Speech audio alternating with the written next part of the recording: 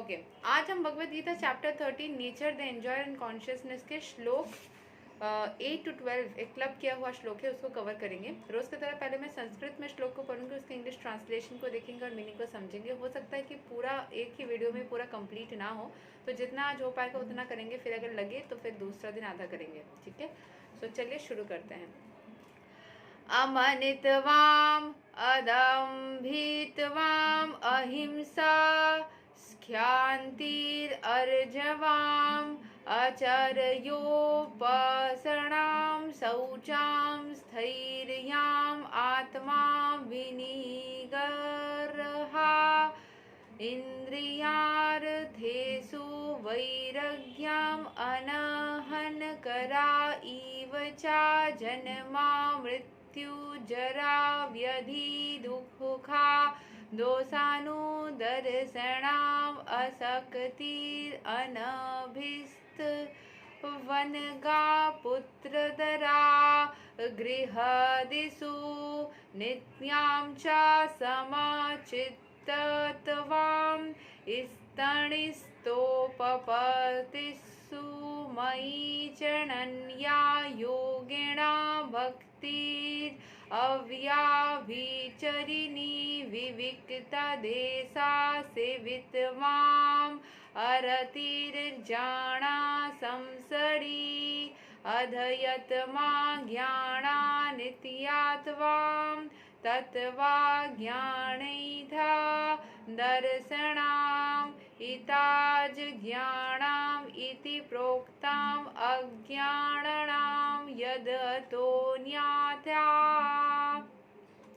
Humility, pridelessness, non-violence, tolerance, simplicity, approaching a bona fide spiritual master, cleanliness, steadiness, self-control, renunciation of the objects of sense gratification, absence of false ego, the perception of evil of birth, death, old age and disease, detachment, freedom from entanglement with children, wife, home and the rest, even-mindedness and amid pleasant and unpleasant events, constant and unalloyed devotion to me, aspiring to live in a solitary place, detachment from the general mass of people, accepting the importance of self-realization and philosophical search of the absolute truth, all these I declare to be knowledge, and besides this whatever there may be is ignorance.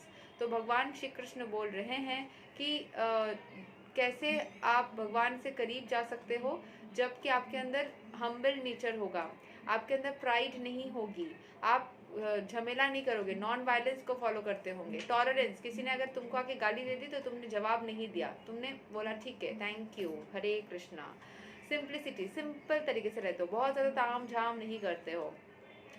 Approaching a bonafide spiritual master, किसी गुरु के साथ में खुद को जोड़ लेते हो। क्लीनलीनेस, क्लीन रखते हो चीज़ों को। स्टेडीनेस, खुद को स्टेडी बना के रखते हो, खुद को कंट्रोल रखते हो, self control. Renunciation of objects of sense gratification, अपने जो लग्जरी के आइटम्स होते हैं या जो भी सारी चीज़ें आपको होता है ना कि लग्जरी, ग्रीडीनेस, ये सब चीज़ें अपने फ़ायदे के लिए जो सारी चीज़ें उससे थोड़ा दूर रखने की कोशिश करो खुद को। ईगो ना रखो। और फिर परसेप्शन ऑफ ईवल ऑफ, मतलब समझ में आए कि birth, death and old age, disease, इसके बारे में, इसके जो नेगेटिव एस्पेक्ट्स है उसको समझ पाना। जो डिटैच रखता है खुद को। Freedom from entanglement with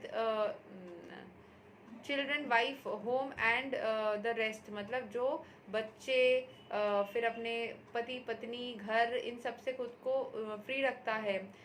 even mindedness and amid pleasant and unpleasant events, मतलब लाइफ के अगर बहुत बढ़िया सा कुछ चल रहा है फिर भी आप नॉर्मल हो, खराब चल रहा है फिर भी आप नॉर्मल हो।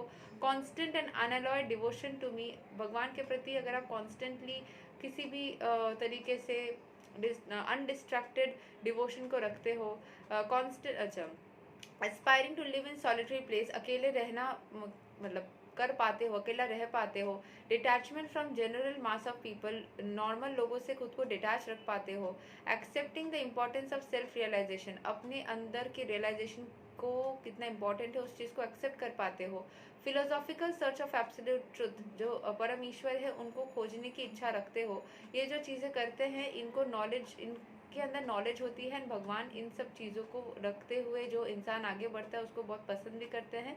एंड इनके मन में एंड बिसाइड्स दिस, इनके मन में इन सब चीज़ों के बगैर जो आदमी होता है उसको इग्नोरेंस घेर लेती है, या मतलब वो इग्नोरेंट होता है या फिर वो मूर्ख होता है। तो जो बुद्धिमान व्यक्ति है उसके अंदर ये सारी चीज़ें होंगी भगवान के अकॉर्डिंग।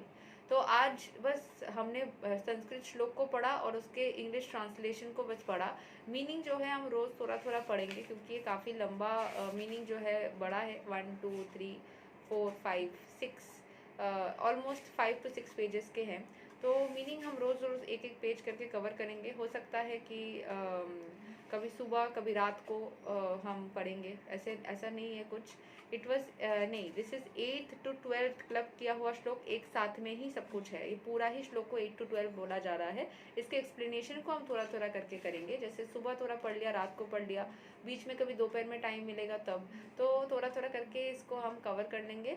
क्योंकि ये लंबा श्लोक है, मैं कोशिश करूँगी 1-2 दिन में या 3 दिन में इसको पूरा ही कवर कर लिया जाए। सो यही तक है आज के भगवद गीता का ज्ञान। मिलेंगे वापस और एक श्लोक के साथ और एक समय में। तब तक के लिए हरे कृष्णा, राधे राधे, जय श्री राम।